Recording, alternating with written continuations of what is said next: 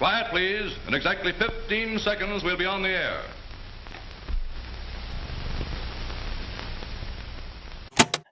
So I was looking at something this week. It's related to how AI is being used to defraud artists. AI fraud is responsible for $2 billion in losses for artists.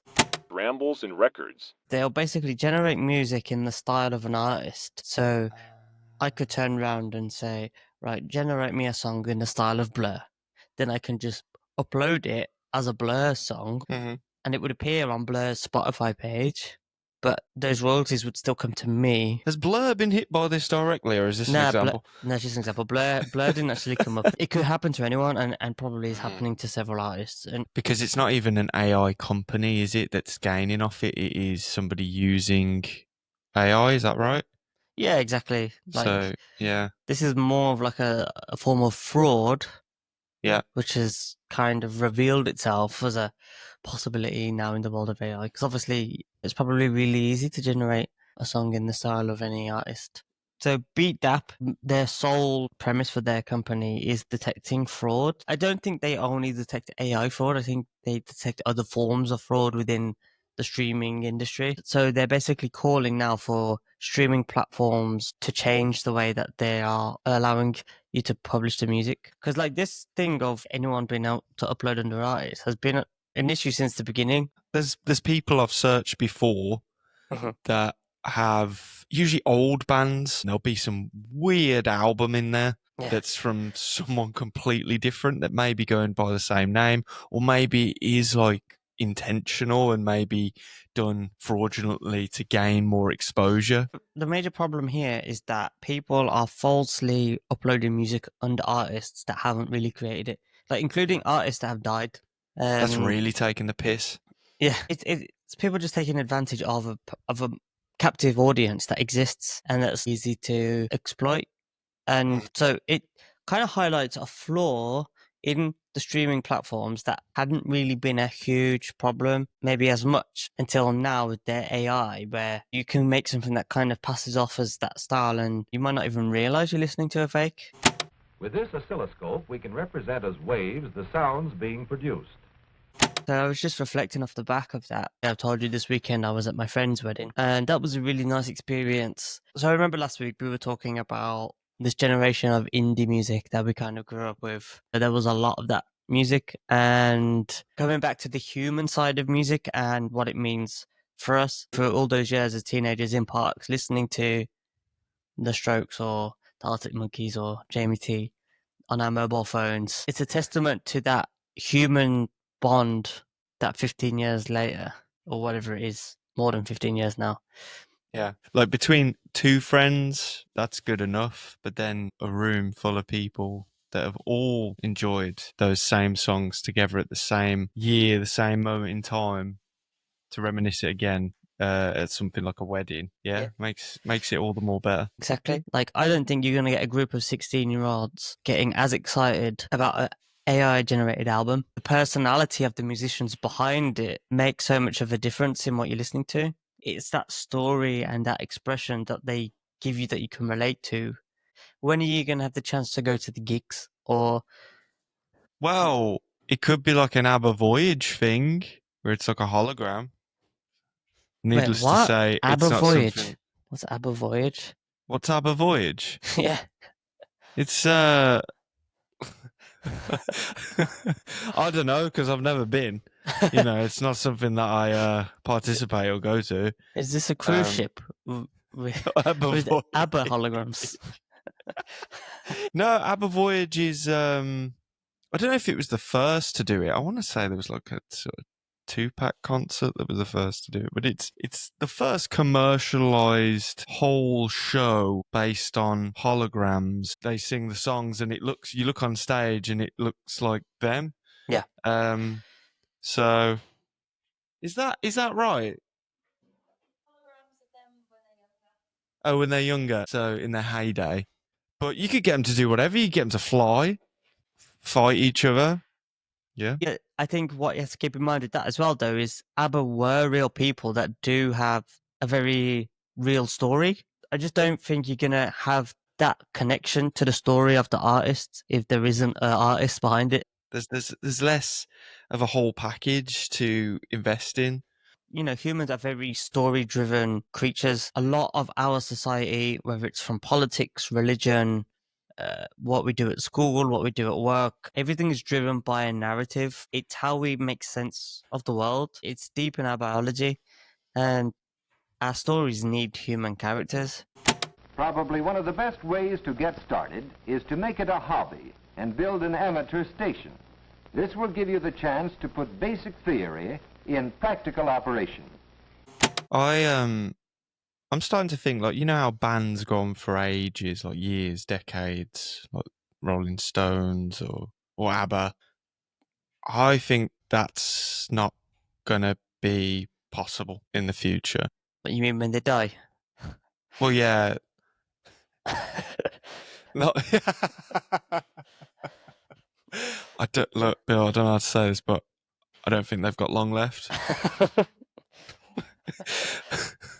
No, I mean that legacy of like a long-loved band that sticks around. They release so many albums, so many different eras.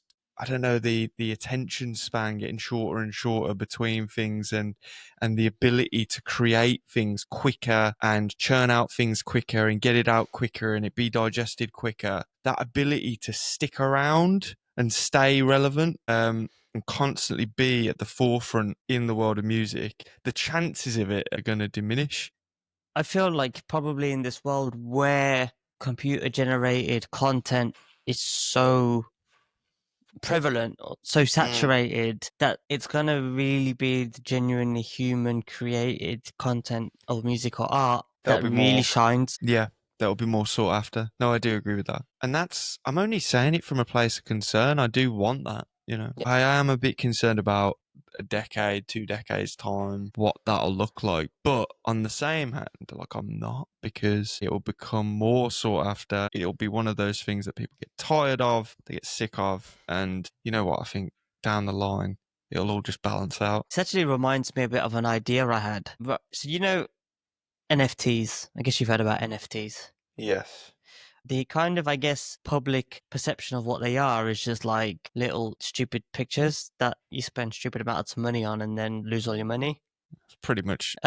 Basically, I think that just represents a technology that the world wasn't ready for yet. Like, the actual theory behind what an NFT is it's a way to sign digital data to prove its integrity. So, like, every NFT is technically unique and it can't be forged or copied or replaced. So it kind of creates that scarcity within the digital world where everything is just copy and pasteable.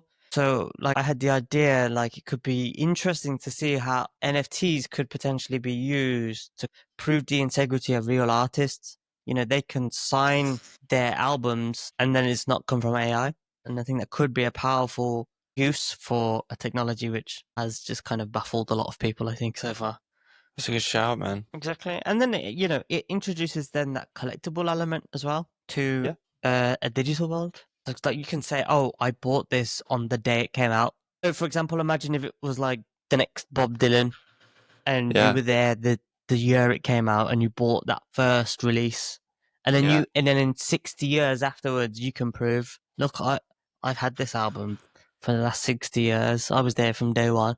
And then that... Yeah, or went to like a meet and greet or saw him, or was like, and it was like, scan this to, oh God, that seems really dystopian though, doesn't it? Scan this to prove you were here. You know? No, that's interesting, man.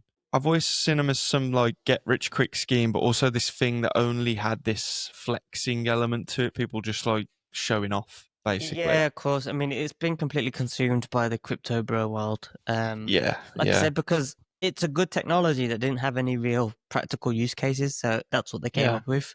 I don't know the ins and outs of the technology. Me neither. We're not experts. Sort it out. Someone who knows, get on it. Well, we could be the. We'll do it. We'll get. We'll do it. We'll take it on. The audio wave coming over wires from the studio is amplified again immediately after it reaches the transmitter. we've done some rambling. I've got some records. We're going to jump into something old, something new, where we pair two records from completely different eras that seem somehow, when you hear them side by side, you feel like they're pulling from the same thread. We will start with something old. We begin with Pet Sounds by the Beach Boys. It's been called one of the most beautiful albums ever made. I feel that it's especially kind of meaningful to revisit now, seeing as it's been days just after the passing of Brian Wilson.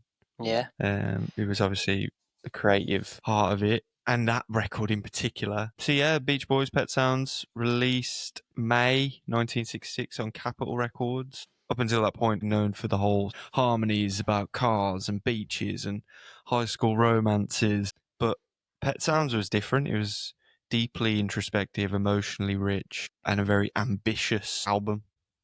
It was inspired by Rubber Soul, which then the Beatles heard Pet Sounds, and then that's what inspired Sgt. Pepper.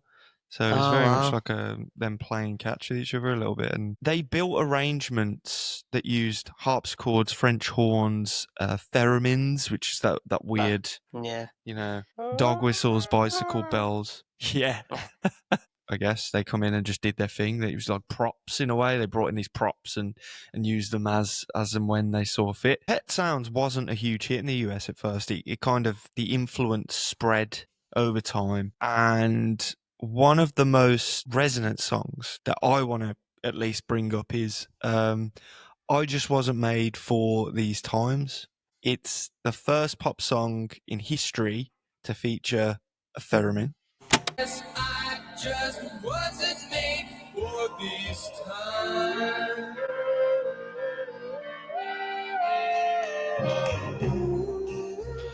Okay. Is that it? I think that's the theremin. Ah! There it is! Yeah. Okay. I don't imagine there was a lot of pop bands, especially of their kind of stature, that were like openly saying that sometimes I don't feel, very happy. Especially going off of that beach surf rock aesthetic, that's a bit of a killjoy. Yeah. So to flip over to that side of it is quite commendable. No, exactly. And I imagine it could be quite a big risk as well. I imagine there'd be record labels and pressure from radio stations and everything else. Rehearsing, revising, rewriting. Time to the relentless sweep hand of the stopwatch. And finally, they're on the air.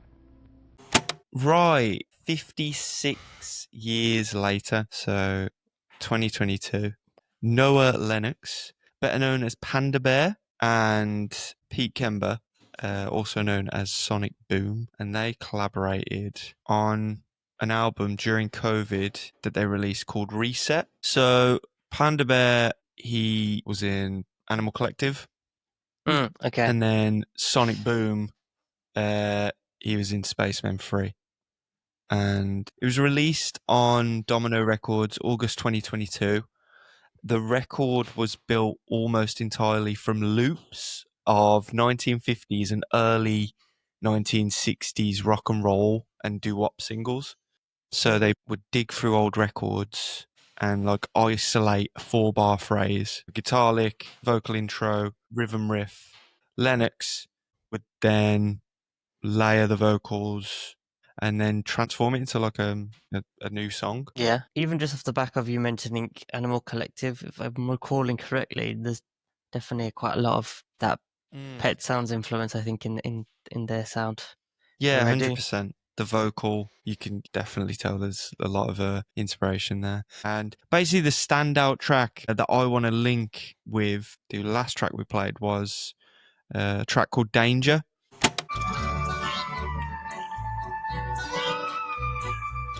Almost reminiscent of that theremin sound. Yeah, really cool as well. But haven't heard that. Yeah, they're good to listen back to back, definitely. There's a lot of links in there, like a nod to it in a way, but I don't know how direct of a comparison it was intended to be. It's no secret or any bad thing that all art is borrowed or is inspired by something else, and that's not a bad thing. I think if somebody came out with a song which literally had no connection to anything that you'd experienced before, you just wouldn't be able to understand it. For it to draw an emotion from you, it has to resemble something you've experienced before. And I guess it's just an interesting topic to reflect on after talking about AI, which is which is stealing work. Taking a little bit of it. Yeah. But I guess it's the question changes a bit, but why? Why is it different for an AI to do it than for a musician to do it? I don't know. That's a really good question, man. That's a really, really good question.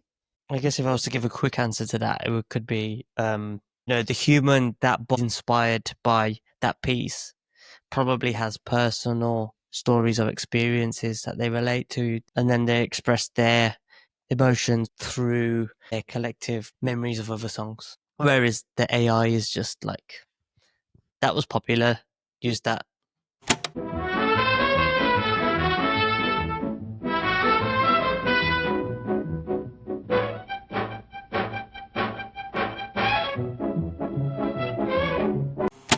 So, if you're a fan of Pet Sounds by the Beach Boys, check out the album Reset by Panda Bear and Sonic Boom. Both of them are built around like sort of emotional contradiction. They both sound bright, but they also feel a bit uncertain, obsessing over textures. They're trying to sort of translate internal states into something bigger. Yeah.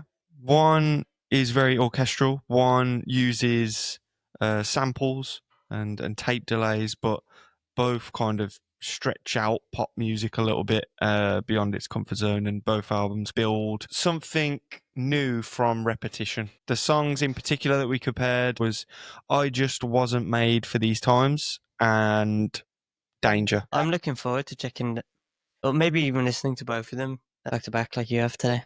Honestly, I've been loving doing it. It's really cool. So yeah, give it a go. Put on Pet Sounds, put on Reset. We'll put the link in the description. Okay, that about wraps it up, Bill. See you next week. See you next week.